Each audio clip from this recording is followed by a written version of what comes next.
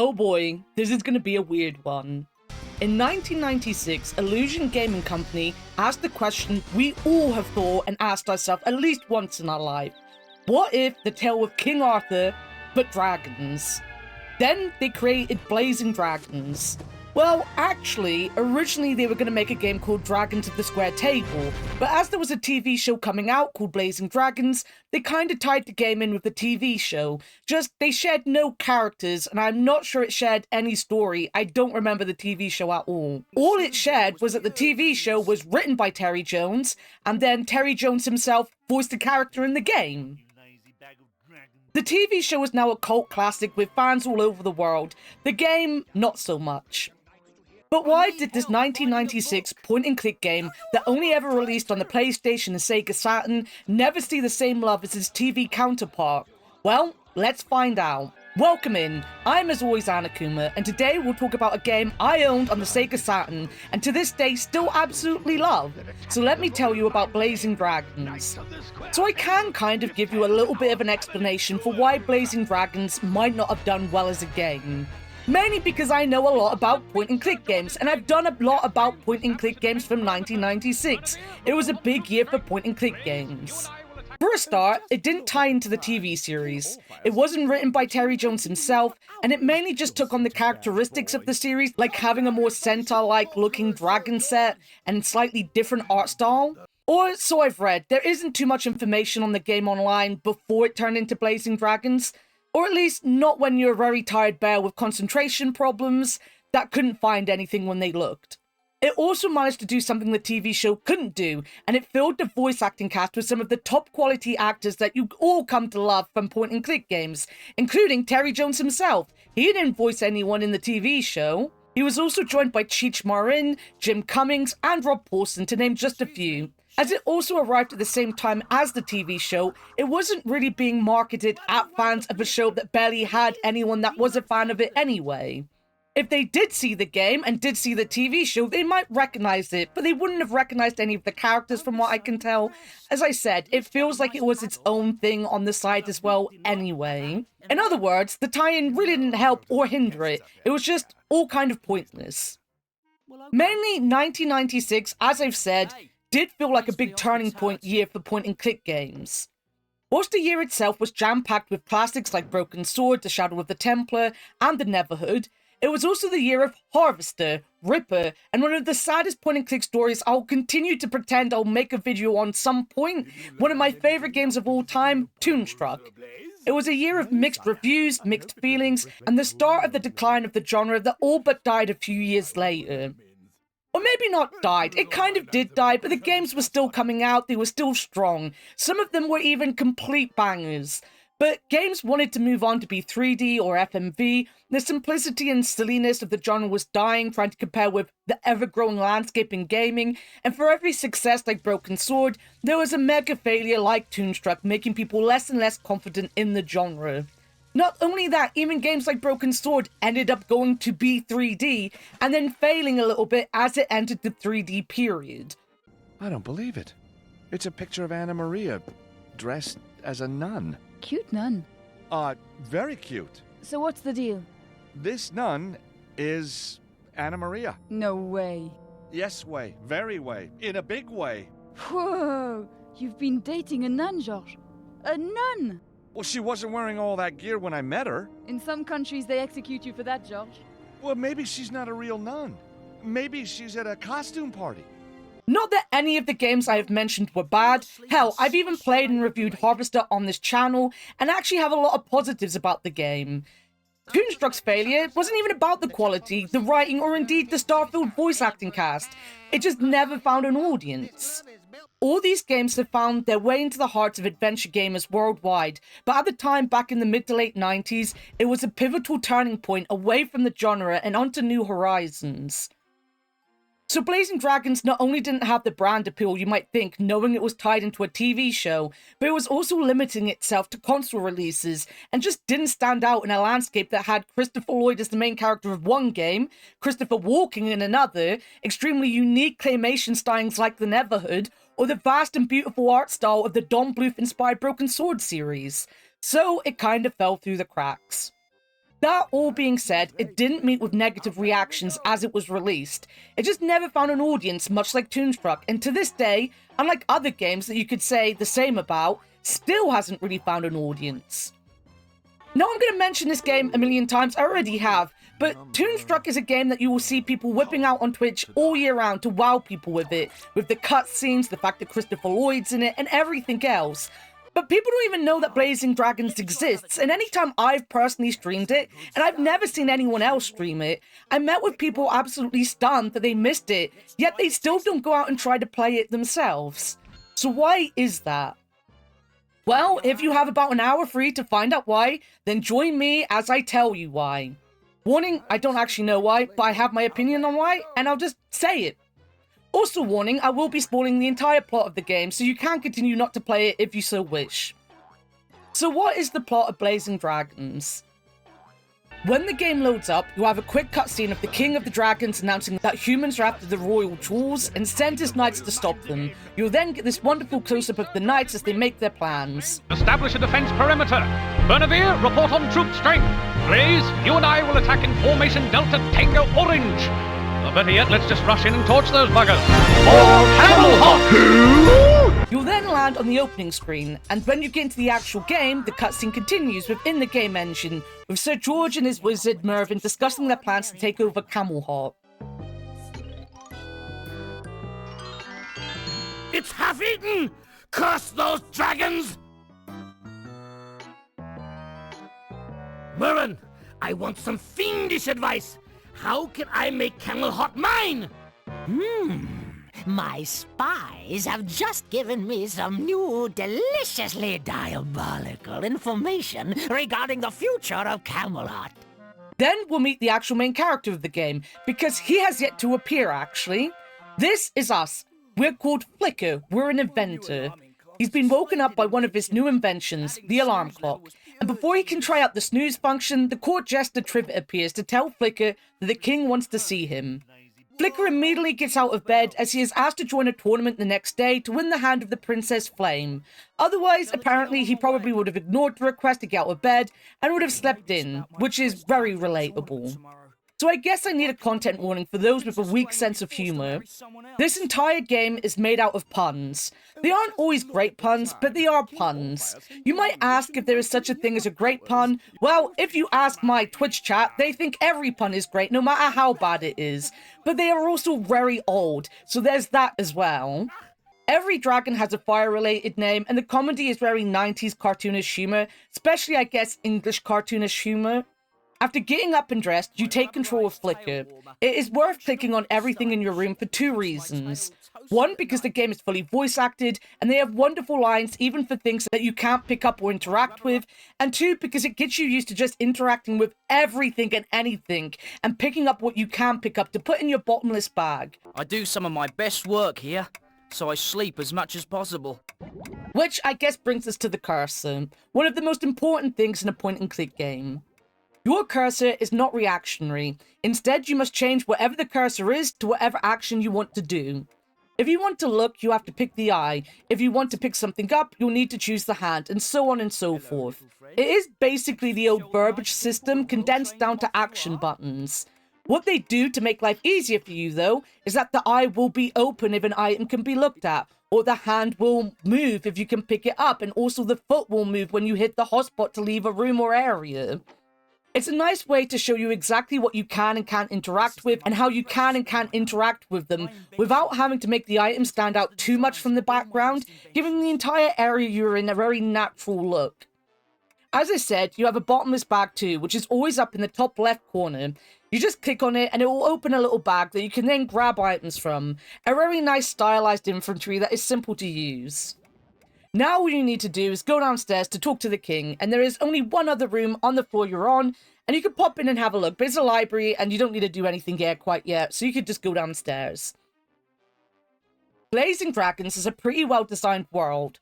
It both is and isn't big. Most areas have one or two screens. The map that we'll look at in a moment is really well made to help navigate you to where you need to be. Whatever you have to do is pretty obvious on each screen, and there are plenty of characters thrown about that have handy dialogue to keep you on the right path.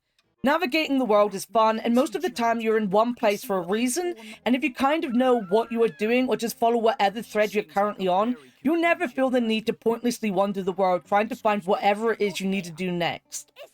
Blazing Dragons doesn't do big flashy cutscenes either, but they mix close-up art of whomever is talking and actual in-game shots of the characters standing around when they do their cutscenes.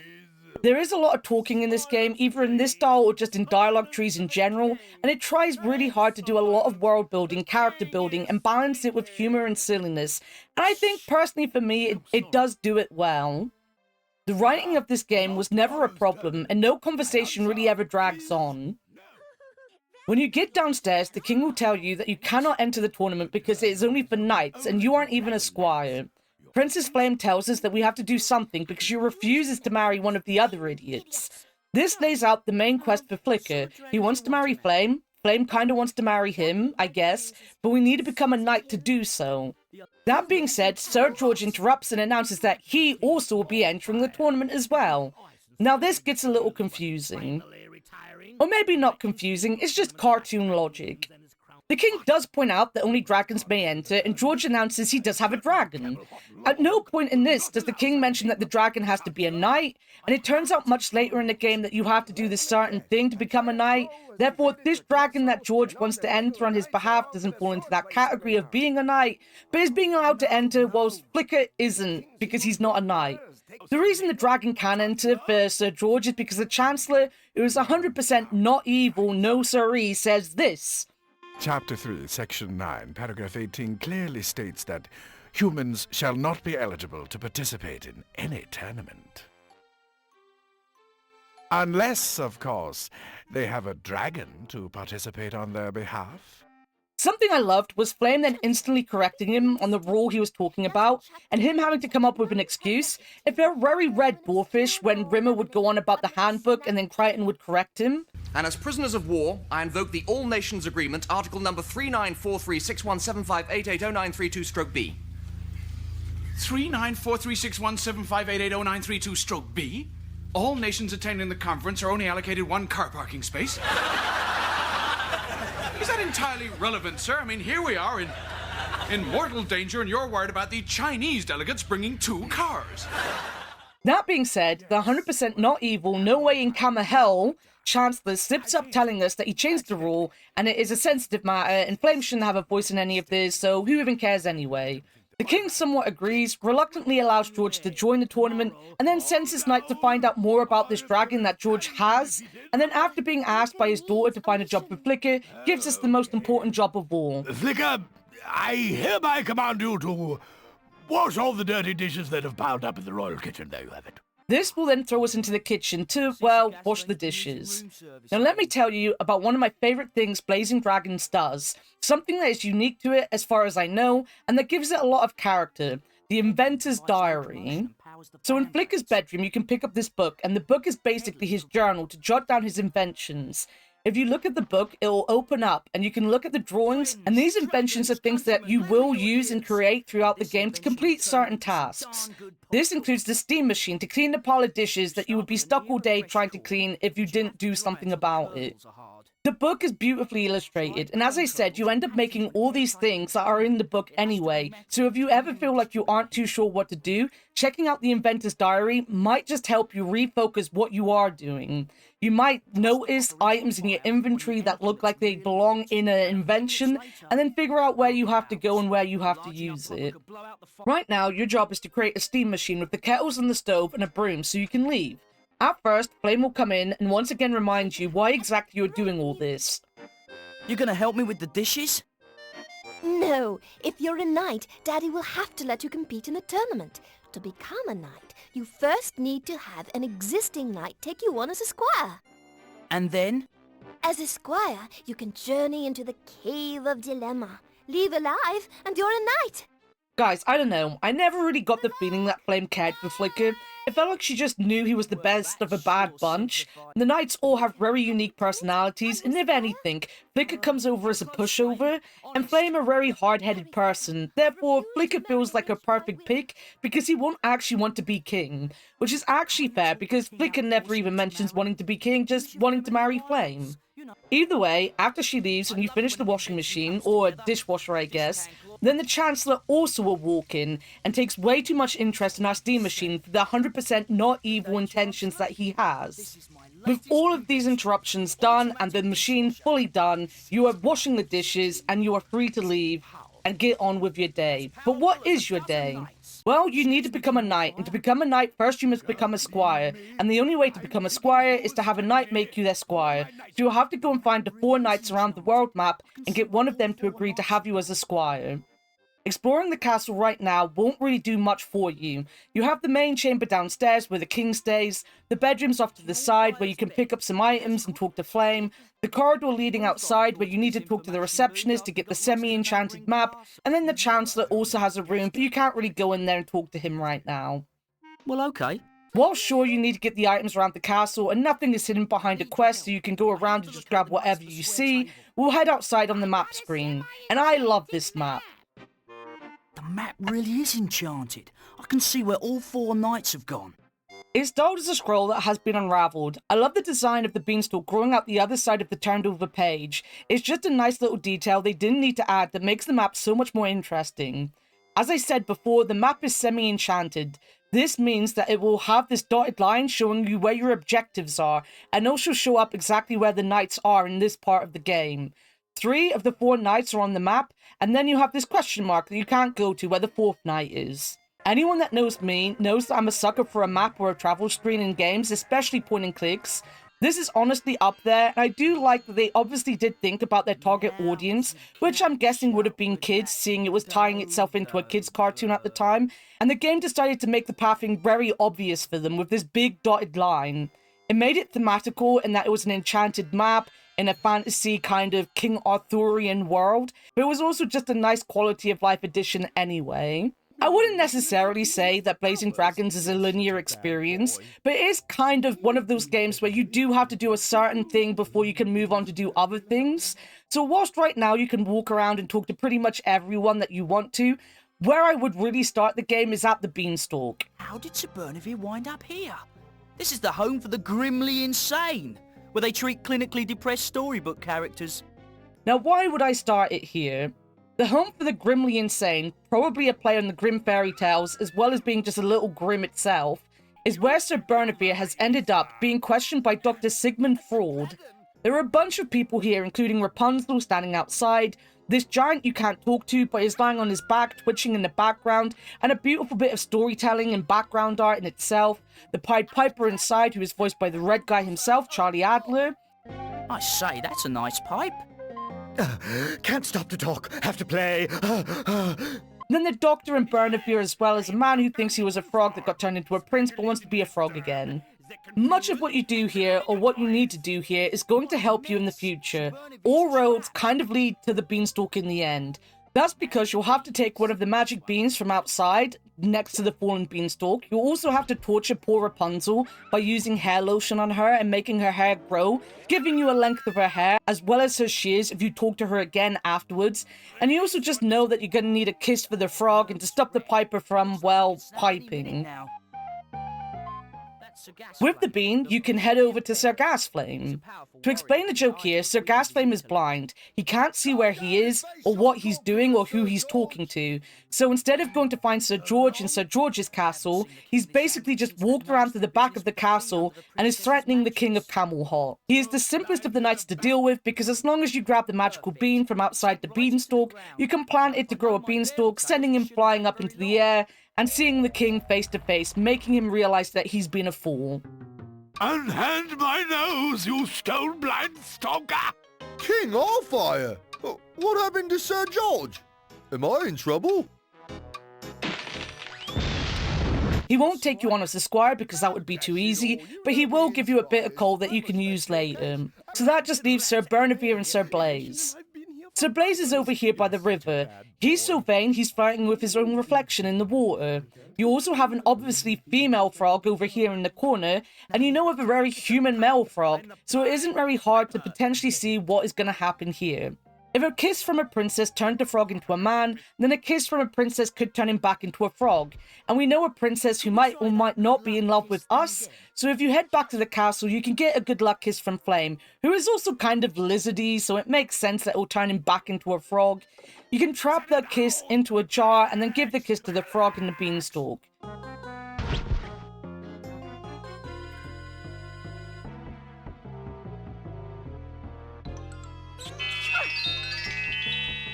That was remarkable! All it took was Princess Flame's kiss to turn you back into your original form. I imagine you'd giggle if you could.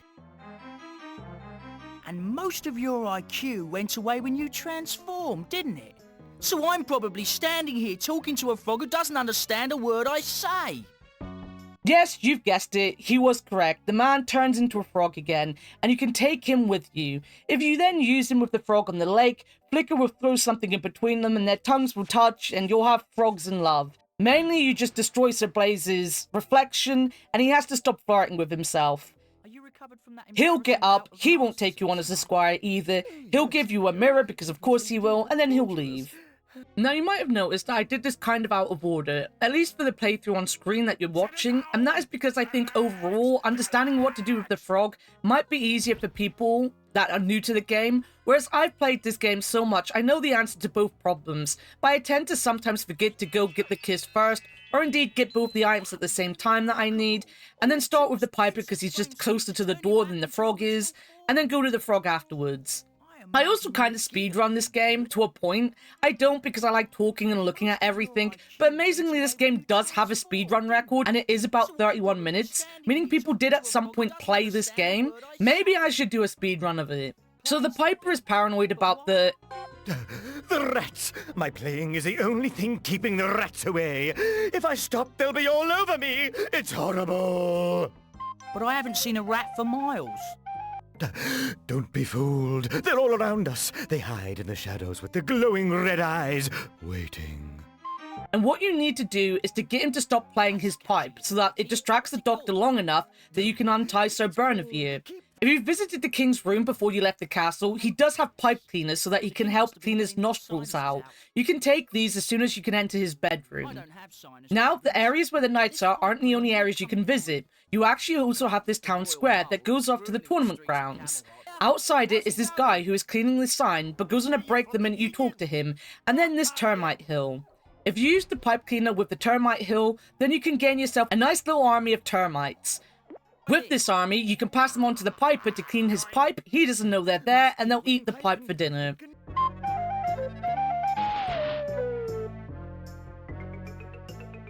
This distracts the doctor, which lets you untie Bernavere, who also won't take you on as a squire, but he will give you a ribbon. That's it, all of the knights bar one are back at the base.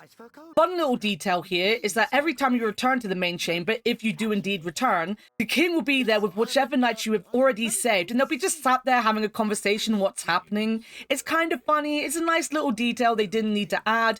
It's just moments like this that don't only help round out the world, but also make it feel real. Like these characters are actually part of the world and not just pawns for cutscenes and funky little puzzles throughout the game. With the final of the 3 knights sent back to the castle, when you next walk onto the map, you'll open up the final knight, Sir Lancelot. Basically, the story goes he's been wandering in the woods lost, and he finally left the woods and found his place wherever he's gone. When you go to Sir Lancelot, he'll be stood at the bottom of the hill with the black dragon at the top, meaning he's the only knight that actually did his job.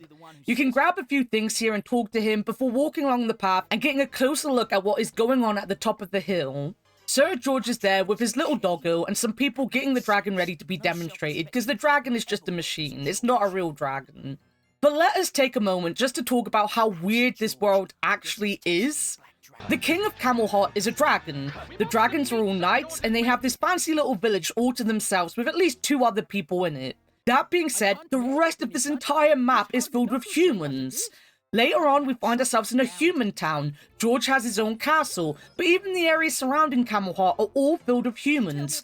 The beanstalk was for depressed storybook characters. Sure, one of them was a frog, but he was in human form. The man at the lake we haven't talked about yet is also obviously human, and even the lady of the lake, legit just grabbed out of the King Arthur legends, is still human, even though all the King Arthur stuff are dragons in this game.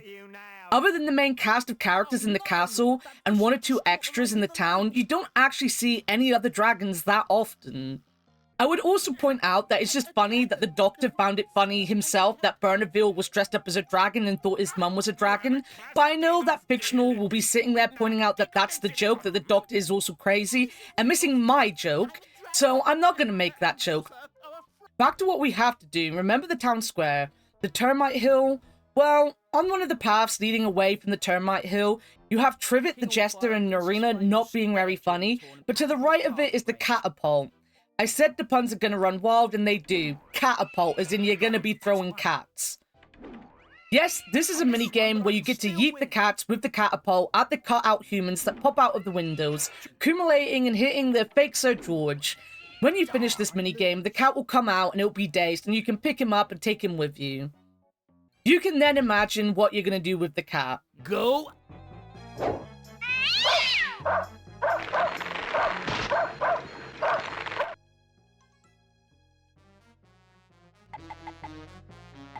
For Camelot! That's it, coward! Run away! Run away and smash into those redwood trees, coward! Some warrior you are!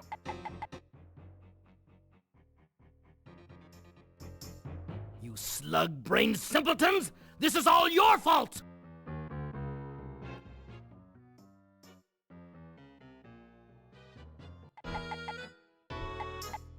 Sir Loungelot, what happened? Did you not see it yourself? First, the fiend was not alone. He brought several of his friends. No doubt it's a grand tale, but first I have something to ask you. Very well, what is it? And bingo, the final knight was saved. Well, he wasn't really saved. He was actually doing his job, but we helped him. As you can imagine, seeing that Flicker must win being the main character, Sir Lancelot does in the end decide to make us a squire. We win him over by basically just knowing what armor he should be wearing. On a mission like this, you wear chainmail? Yes, what of it? Mail is fine if you're conquering a continent, but for tracking down dragons, I would have picked out a light wool. While tracking, you need to be light on your feet. You seem to know quite a bit about battlefield wear. I've just now decided that you will be my new squire. If you insist. 'Tis settled. Now, here's something I think you will need. Soap? Not common soap, simpleton. It's my privately blended laundry detergent for my undergarments, which I expect my squire to scrub every morning. Sir Loungelot, I'm overwhelmed by your generosity. You're very welcome. Now, back to Camelot, so I can tell the others of my grand battle. We also get a present from him, and that is it. Part 1 of the game is over.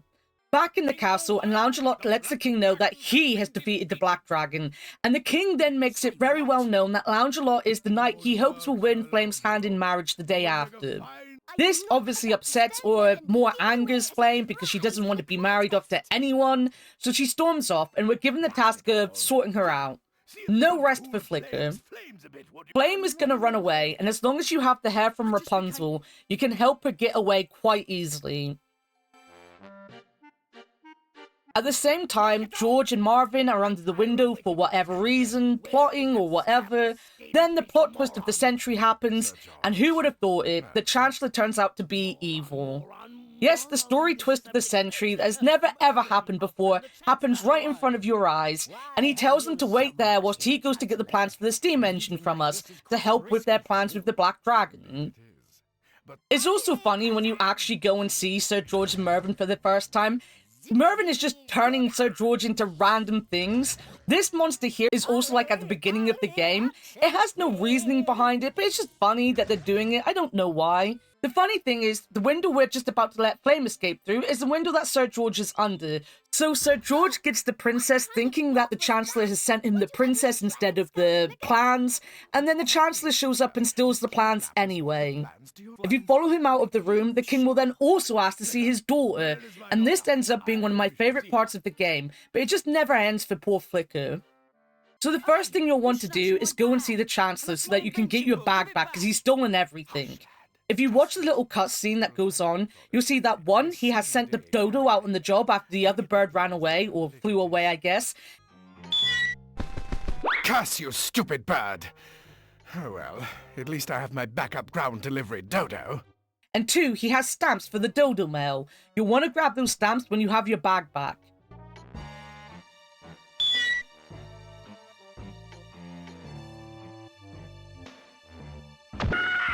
If you can't trust me, here's your chance to redeem yourself.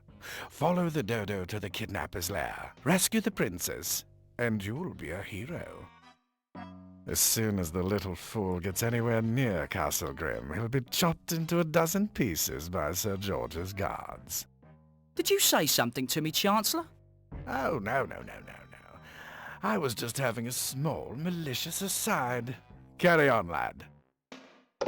When we have got our bag back and stolen the stamps, our main problem now is we don't have a flame to give to the king, and we can't leave until we have flame.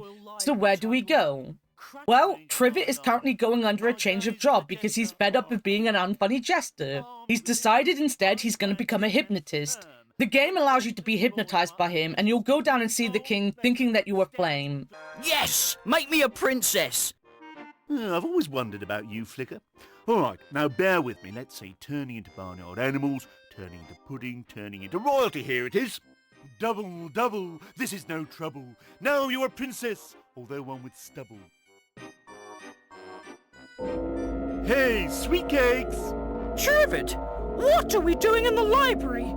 Is there any word from Flicker yet? I don't believe it. It works. Flicker was right about you, Trivet. Now where is my father? The last time I saw the king, he was in the square table room. You should go hop up on his lap. You do look ravishing today. You're quite a little freak, Trivet. I'm leaving.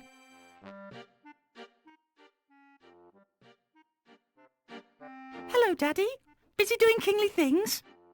Flicker, what are you doing? Oh, Father, I've acted like such a fool lately. Can you ever forgive me? I don't care much for this behavior, Flicker. Stop! It's silly. And rather suspect. But, Daddy! That's enough. I mean it. Enough what, King Allfire? Enough Flicker? Who else would it be, sire? Are you feeling all right?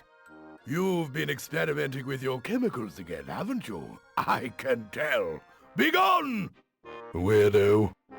But if you are a professional point-and-clicker and also have played Toonstruck at least once to the end, you'll know that the only thing that hypnotists can't stand is mirrors. It's their big weakness. Flicker just so happens to have a mirror because of Sir Blaze, so it's very obvious what you have to do here. Yes, all the presents that the knights give you are actually very useful. In fact, one good thing about Blazing Dragons is that everything in your inventory will at some point be useful. You don't get any kind of inventory bloat going on. Everything has a purpose, and it never really gets that busy in the inventory either. Some items stick around for long periods, they're used for multiple tasks, but most are picked up and their usefulness is evident pretty fast and then the item is gone. Back with Trivet here though, and it's time for you to turn him into Flame. Now, there is some silly things here. For a start, we snapped out of it very fast, but Trivet doesn't actually snap out of it at all for a long time. Hello, Father. I understand you wish to speak with me. Oh, there you are, Flame. Go to your room. Oh, Father, is punishment your solution to everything? Do you intend to punish the world? I'll go to my room, but only because it's my choice.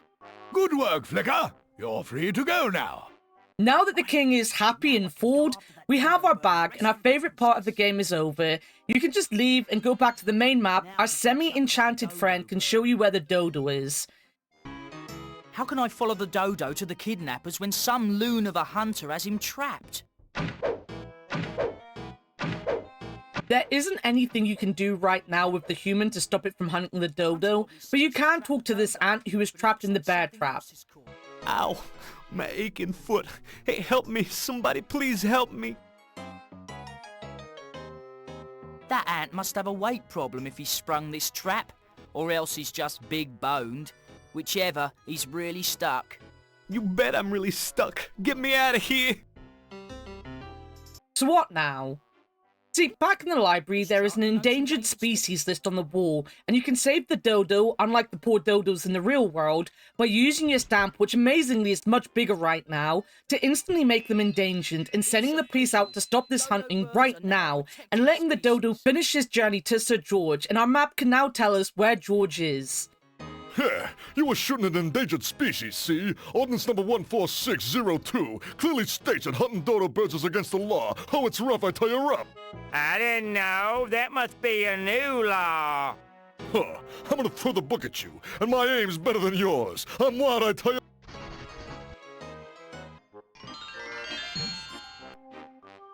For the main meat of the second part of the game, you'll be trying to get into the castle to stop the Black Dragon again, but also to save Flame. This time out, you're mainly just talking to humans, and especially the humans in this town. No area that you've already been to before is locked out, they stay active the entire time, and there is a good reason for that because you might have missed some things on your way and you'll need to go back and grab them. A good example is if you haven't talked to Rapunzel after using the lotion with her, you have to talk to her again to get her shears, as she asked for the lotion in exchange for the shears. You'll need the shears a couple times later, so the beanstalk never goes off the map. That being said, sometimes there's nothing in the area to do afterwards, but, you know, you can still go back and look. Back to the town, and you have these two protesting Sir George. You can use the coal you were gifted earlier to set fire to the effigy of Sir George and pick up his head afterwards. This will then have these two leave. Burn, Sir George! Burn! Oui, oui, oui! Burn, burn, burn, Sir George! Well, that's that then. Same time next week. Yeah, can't make it. The Mud Eating Festival. Right, see you in 2.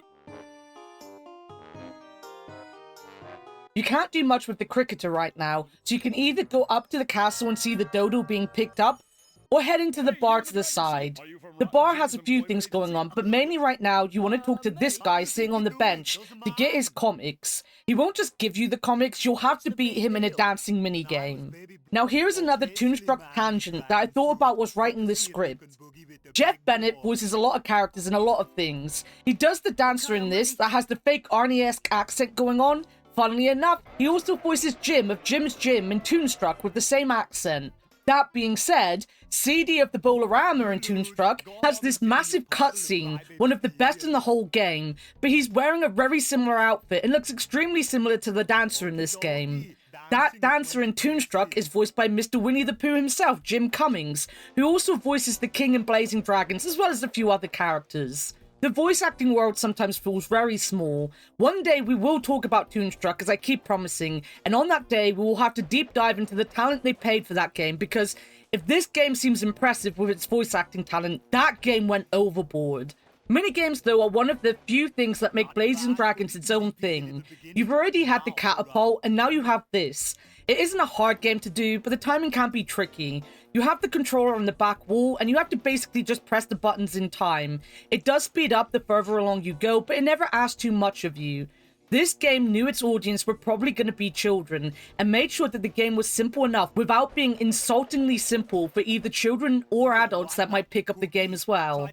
This minigame is the perfect example of that. It isn't a Simon Says puzzle that will drive anyone with memory issues insane. It isn't so simple that you just slowly tap buttons and get bored. It is also wonderfully animated, with every button you have to press having its own unique action to it. And Flicker even gets a little outfit change with this more disco-looking button-down shirt and necklace. Little things like this remind you that this wasn't just a cash-in on a TV show that wasn't even out yet when the game came out, or it just came out not long before the game. It really was a studio trying their best to make a really fun experience by just making dragons into King Arthur characters. When you've done this and beaten him, you'll get his comics. Why do you need this? Well, you need to wrap something up for George to get into the castle, as he only accepts deliveries. There are prunes on the counter in the bar, but you can't get to them. The bartender wants you to bring people into the bar, so you can coax the cricketer into the bar by giving him some crackers you got that make him thirsty, thus giving you access to the prunes. After putting the prunes, comic book, and ribbon together, you make a pretty parcel for Sir George, who then instantly stuffs his face with them and ends up on the toilets, emptying them out and giving Flicker easy access to the castle's back doors. Sweet relief. If you grab the tongs from the kitchen, you can also get yourself this electric eel that will come in useful in the final part of the game. If not, remember that it's there and that the tongs are in the kitchen. The bathroom puzzle might be another favourite of mine because it's just so silly. As you can imagine, the prunes have sent Sir George to the bathroom, and if you go in, you'll find someone looking after his armour, just the person looking after the armour is blind. Flicker can put on Sir George's voice, but he doesn't feel like Sir George, or indeed smell like him apparently. Whilst the face feeling makes sense, it does make me laugh that in a bathroom where Sir George is obviously doing his business, we have to make ourselves smell even more like his business to get through this. So, the mask you collected earlier can be dipped in the manure outside in the wagon, and you can make yourself look and smell like Sir George apparently. And it all makes sense as well. The minute that you know you need to have your face felt up by this old man in a bathroom, you either already have the Sir George mask, or know where you can find it. Clicking on the item in the inventory gives you a little voice line. The coal gives you this one. Peruvian coal. It's good and good for you. One bite and even I can breathe fire for a short while. All Flicker has to do is eat the coal to get the mask. The bad smell is obvious because where are we? What is the one thing this guy is going to be able to smell on Sir George when giving him his armor back? Even if Sir George didn't smell like dung the rest of the time, this guy here sadly only sits in his toilet giving the armor to Sir George after he's done his business, so it just makes sense. Pretty much every puzzle in Blazing Dragons is well thought out, and if you ever think it isn't, then you probably have forgotten something in your journal. Honestly, if the game itself isn't telling you the steps, then it's because you probably have to use an invention in the book, and then it all makes sense again. From here, the rest of this section is pretty straightforward. Dressed as Sir George, no one is going to question you. When you give the password for the guards from Mervin's room, you can destroy the Black Dragon for a second time? Code has been verified. Launch!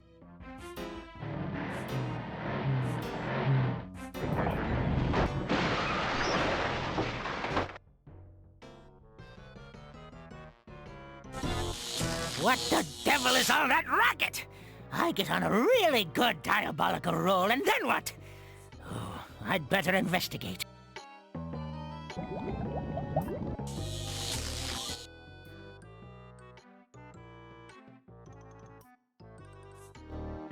How could you let this happen, you fool? Sir George entered the code correctly. I was only doing my job. What in the world possessed you to do such a thing? Really, what were you thinking? Who says I was thinking? This is my castle, and I'll do as I please. And then, with Mervin distracted by your destruction, you can use the doggo and his obsessive need to play fetch to get the keys to the cell and save Flame.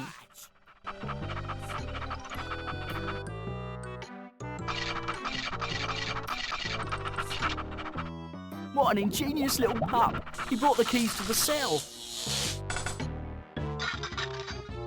It really is you, Flicker. You've gotten so forceful. Running away is so overrated. I'll race you home. This doesn't mean that this part of the story is over, though. As is the case with each part of the game, you end up with kind of a finale. Like the game is split into 3 TV episodes with an epic ending for each and every act. So at the same time that Flicker is saving Flame, the Trivet Flame is being courted by Sir Lancelot. A kiss later... Your wish is my command, my saucy little tart. Downsbutt? I didn't know you cared. And the king is sending his knights out to find the real Flame. By the time you get Flame back safely, the king doesn't know where the knights are, so it is time for the semi-enchanted map to do its business, and it turns out that this Stonehenge thing that I haven't talked about before was being built to trap the knights for whatever reason. Do not worry though, because there is an invention just for this. First of all, you should have been picking up paddles around the map. Some will have you needing to do tasks, others will just be around the world map. You need 4 of them, 1 for each knight, to be able to save them all from the Stonehenge. The final one that you can get, not that it'll be the final one you do get, but the final one you're going to be able to get, will be the cricket bat. The reason you can only do that now is the same reason that if you did have them all now, nothing would work anyway. On the screen, there is a trapdoor down here. Underneath is the angry dancer spinning Stonehenge around. Right now, you can't do anything, but you do notice this stick holding the contraptions together. After talking to everyone, you'll have a new area to explore, the mines. One trick later, and you'll be able to pick up the pickaxe here and go back to the contraptions to get the stick, which you can then trade with the cricketer for his bat. Again, everything kind of makes sense and is pretty well signposted as long as you're paying attention. You're basically turning the cricketer into a baseball star. With the knights flying off and being saved, we're finally into the final act of the game. Wait, you're asking, there's more? Of course there is. After all, the whole point of the game is for Flicker to become a knight and win the Hand of Flame in marriage. Of course, we still need to become a knight, and the next morning, the morning of the tournament, Flicker of course wakes up late. The only way for him to become a knight is to find the Cave of Dilemmas and complete the tasks there. Just, we don't know where the Cave of Dilemmas even is. That being said, if you have done pretty much everything else there is to do, the only thing you haven't done yet is anything here with the Lady of the Lake, and who better to ask than someone actually straight out the King Arthur legends. She's been fished up by this fisherman who continues to fish, and if you had picked up the eel, or you're gonna go and pick up the eel now, then you can throw it into the water to fry the fisherman and free the lady, who will then tell you that when you return to the lake, the path will be open to you. When you are here at the lake, you can also use the stilts that you can take from the worker. If you capture the mole and then have the mole lower the sign he's cleaning, he'll give you the stilts. You can walk across the water because Flicker refuses to get his scales wet. Here, you'd think you'd get the ancient sword that the lady threw away, but no. It's for the paddle, meaning that you'd already have done this anyway. But the washing machine is also important because you can make popcorn in a canister for later, and you need that later as well, so... Washing machine here, that's how you do it. You probably would have done it before because you have to save all of the knights. Yeah, I forgot to add that earlier. But we're here finally at the big puzzle of the third act, the Cave of Dilemmas, being run by this old dude here. The Cave of Dilemma is closed, so go away. Scram, take a hike. I'm retired. I can't believe this. After all I went through to get up here. Wait a minute. How long have you been retired? What time is it? But seriously, what's the matter? These are a few different puzzles that you have to logic yourself out of, and then a minigame that will legit leave Flicker's eyes watering. It's also the area that highlights just how smart and varied the puzzles of the game really are, as well as how everything kind of interconnects back to each other in the end. For example, you'll have these hedgehogs. You need to have them all spinning at the same time, but they won't spin long enough. If you use the shears you got from Rapunzel, then they will continue to spin for longer because they are now streamlined to do so. Nice one, kid. Of course, we're gonna have to send those guys south for the winter now. The second of the puzzles is this giant rock. You must move it to prove your strength. Now, remember the ant that was stuck in a bear trap. If you free him, he'll give you his whistle, so that if you're ever in need of help, him and his mates will come and help you. And as you know, that is a sign that the Army of Ants, being the strongest force in cartoons ever, will help you move it. You still moved it, technically, even though you didn't use your strength.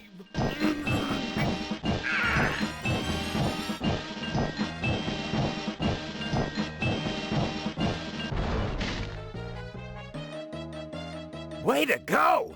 Who knew those little buggers were that strong? All those years I stepped on them, they could have killed me. We then get this laundry monster. This is kind of funny, to be honest. You got washing up powder from Sir Lancelot. After all, he only made you a squire because you seem to know a lot about what kind of armor he had to wear at what point. Just sprinkling this on the monster isn't enough, so you also have to burst the cloud above him to make it rain and clean it to death, I guess.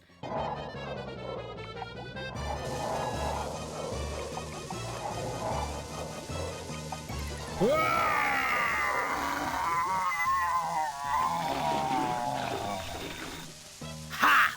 Die, you banshee of 1,000 wash cycles! I've taken care of you for good. It is funny and childish, but even as an adult, the joke still works. For me personally, the worst is the minigame. It is the basic watch the cups and tell us where the bunny is afterwards puzzle, but you do it through the reflection of the game in Flicker's eyes. Still sounds easy? Well, no. Flicker can't keep his eyes open forever, so you have to make him blink from time to time, else they will just fill up with tears and cloud over and you can't see anything.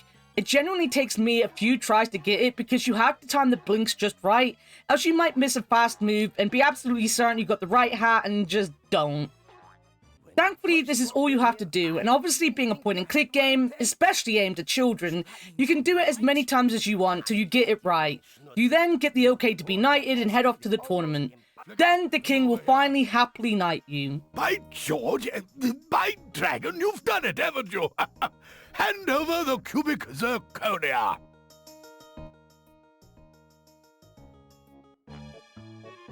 Knight as you become as that is all as.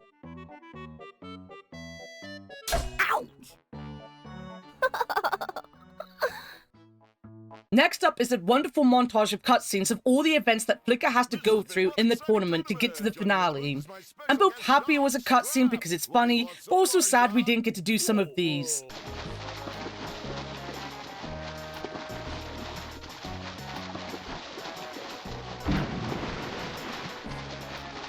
In the finale, we get to do the thumb wrestling. Thumb wrestling is the worst minigame in the game. It actually is pretty difficult, or at least I found it difficult. Maybe difficult isn't the right word. Maybe it's just clunky. You know, it's janky. It doesn't really work.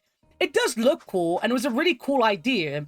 I love that the tournament is just full of really silly things, and ends not with a joust or anything big and fancy and actually, you know, King Arthurian, but just a one-on-one thumb wars match with Sir Lancelot. The problem is that the timing to pin his thumb down is so small, and his reactions to you having your thumb down is so fast that often you'll lose just trying to pin him down and getting pinned yourself.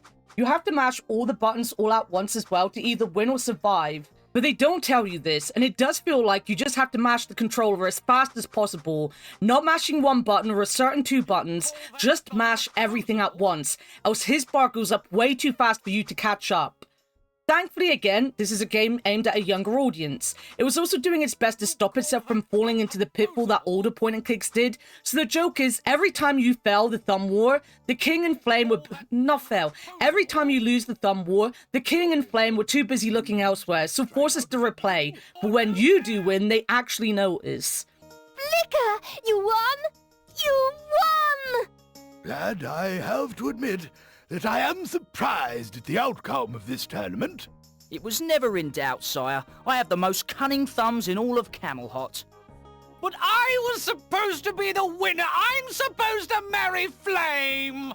It's a funny and cartoonish way to get past the problem of having to lose. Because you will lose. Probably a lot. It's annoying. Now, you'd think this would be the end of it. We became a knight, we've won, we have the hand of the girl we're in love with, but of course not, because we haven't had the grand finale yet, which episode 3 does deserve. Once again, you have to defeat the Black Dragon. Just, this is done in 2 parts this time. Both parts are very simple. We get kicked out of the arena as the Black Dragon rampages, so you can go to the catapult and use the canister of popcorn, launch it into the dragon to make it explode in a sea of popcorn.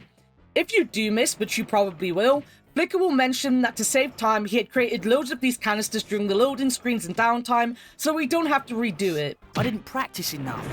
Now I have to go back to the lake, the royal garden, and the mines to put all that junk together again. Or I could use this extra bomb I built during one of those long cut scenes.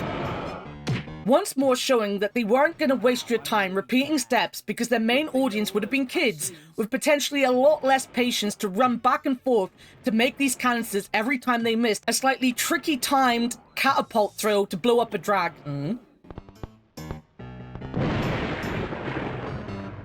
Eureka! Die, evil dragon!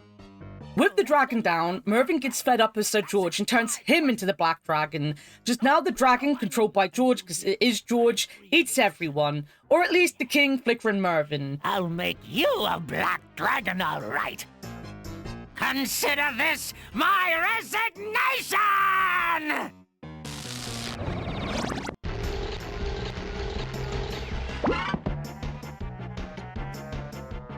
Whoa! that was a mistake. Give me back my scepter! Oh, your wish is my command, mighty Mervyn. Join your scepter! I am the Inferno Incarnate! Nobody will stand between me and legal and binding ownership of this kingdom. I order you to leave Camelot this instant! You order me? You're not fit to order me lunch! Say, there's an idea. Lunch. I think I'll start with a shrimp.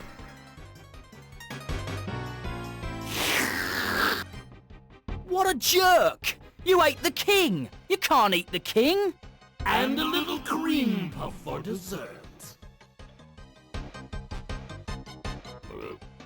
Now, to survey my new land before I scorch it black.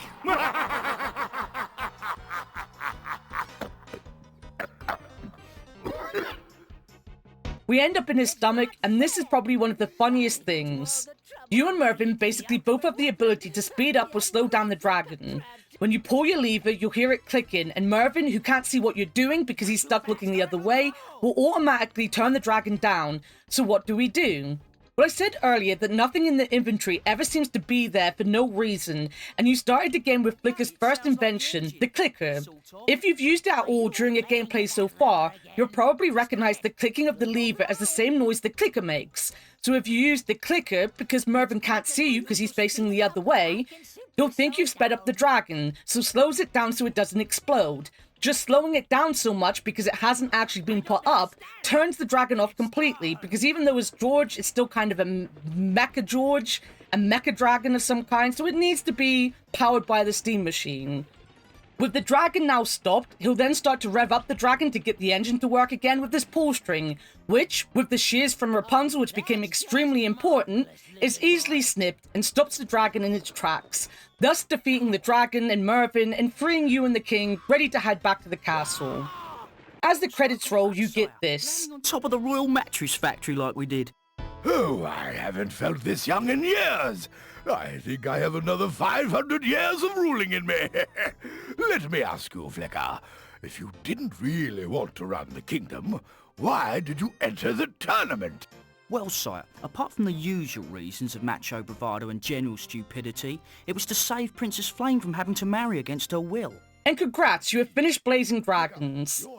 When it comes to Blazing Dragons, I guess one thing I am reminded of is that sometimes you don't need to break or redefine a genre. Sometimes it's good enough to have a fun entry into a genre that is already full of some crazy stuff anyway. Around the time Blazing Dragons come out, the genre is marching towards more 3D games, more serious games, fully FMV'd games. They were chasing a market that was getting further and further away, as well as one that was growing up. They also had to fight back with the years of genre-defining bullshit that people really were kind of fed up with at that point. Now, people like me never got bored of moon logic, pixel hunting, or obtuse puzzles. That's my bread and butter. I love that kind of thing. I love puzzle games. There is a reason why the amount of people playing these games dwindled. It is one of the reasons why many people talk more of LucasArts games nowadays, as they were easier to play than Sierra, even though Sierra was always the true standard bearers of the genre. People didn't mind hard games. Hell, 3D platformers, which was taking over, were really difficult games at times. They could be extremely brutal. But people also wanted things to feel fair, and sometimes, very often, and too often in Sierra's cases, point and clicks didn't feel fair anymore. Blazing Dragons was always fair. It always told you what to do with simple steps that were easy to see to fix any problem. Most items were easy to miss for a few reasons, mainly that the world was so well designed you could miss something if you weren't clicking everything all the time. It really wasn't pixel hunting that was the problem, and more just remembering something was somewhere when you get to the point you need it. Much like seeing the tongs in the kitchen, but maybe not picking them up, and having to remember a few hours into the game that they are there as a solution to pick up an eel you can't pick up without having something. They made a vast world and filled it with interesting and funny characters, but it was also a small enough world with few enough characters that exploring it over and over to find a thread you had missed wasn't boring or felt like a chore. Even if you had to revert to the time and tested point and click strategy of use everything with everything else till something works, you were never bogged down with so much that you were there forever trying to do anything. Not only that, but the description of items that Flicker gives are a good indication of what you'd have to do with them anyway. And as I keep saying, if you really were super lost, very often the answer was just in the journal. Not only was it fair though, it played well. It was a great experience to live through. The inventory was nice and big and easy to combine items as well as remove items from the inventory to use in the world. The dialogue trees were easy to navigate, and as the game was fully voiced, the jokes always landed and it wasn't too hard to follow the plot. They managed to get a lot of the world building done through just talking to the characters, because in general there wasn't much to see in the world. What you got to see was beautiful, but there weren't exactly a lot of places to go. Hell, you went to 2 lakes, they looked pretty much the same. The writing for Blazing Dragons is timeless. Using that timeless Python comedy timing, it still feels like a cozy Saturday morning cartoon, which, in a way, it did end up getting tied to a cartoon, so therefore it makes sense. Like most Python jokes, some of them are generally the simplest of jokes thrown in from the sidelines. Combat? With him? Surely you jest. No, I joust. It kept the gameplay varied, with various mini-games that weren't super hard and had no real consequences for losing. You just got to pick up again and try again, which people like. But why did it fall into obscurity? It was a well-received game, and a fun one at that. It was released at the turning point in the genre when people were just tired of point and clicks. It only released for PlayStation and Sega Saturn to an audience that wasn't built in yet. It is a well-made game, but like most games, if people don't know it exists, then it just won't be remembered. I was always lucky when it came to point-and-click games. They were always some of the first games to get discounted or get put up in the second-hand stores, so my mum found it easy to find them and get them for me. Again, it was one of the 2 Sega Saturn point-and-clicks I owned, along with Discworld 2. Technically 3 if we count that Frankenstein game, which I guess is a point-and-click game. It also had Tim Curry in it. Maybe I'll talk about that one day. I played the game as much as I could, as unlike Discworld 2, it was a short enough experience to finish in one sitting after you know what to do with it. To this day, I struggle to remember that Discworld 2 is as long as it is, no matter how good I am at it. But that is also a problem with me just wanting to talk to everyone all the time, and that had a lot more characters in it. Blazing Dragons is a game I feel deserved to be seen as a cult classic, as the TV show now is seen. But it is still a game that not many people know or name when talking about the genre at all, and that is just sad. It is sad because whilst it is no genre-defining juggernaut, it didn't dare to be more than it could be. What it was simply was a fantastic game aimed at all ages, with a timeless and witty story, beautiful graphics, and simplistic controls to match the fact it would be played on controllers. It didn't treat the audience like they were dumb, but it also didn't want the audience to be forced to sit there for months trying to figure out puzzles that made no sense. It was fair, it was fun, but sadly, it was also forgotten. And that, sadly, is all the time we have for today. Thank you as always for coming and watching. This was meant to be a shorter video created between Broken Sword videos, because Broken Sword is such a long game and a long series, but I don't know if it is going to be any shorter. Maybe, I don't know. It's hard to tell from a script. If you'd like to follow me and my adventures online, then all the links to my socials, Discord, Patreon, and of course my Twitch are down below. I do stream on Twitch full-time, and YouTube is my secondary job, so if you like the videos, please think about either coming over and supporting me in my partner push. Kinda, it's not really a partner push, we're calling it a partner push, but it isn't. On Twitch, or supporting the Patreon, which I might have sorted out by now. I don't know. It is on the list. I'm currently busy being distracted by something else completely, because I have an addictive personality and I'm easily distractible, especially when depressed. But I'm hoping by the time the video is out, I would have done something, because it's been on my to-do list forever. I'm also hoping to sort out my model, because I've made it an iPhone model now, and the iPhone tracking isn't as good as it says it is. Look, it doesn't even look like I open my mouth anymore. I have to open it really wide. But also, there's a new model coming. So this might be one of the last videos with this model. Who knows? It's still being rigged. We'll wait and see. Till next time though, thank you as always for watching, and bye-bye. You're quite a little freak, Trivet. I'm leaving.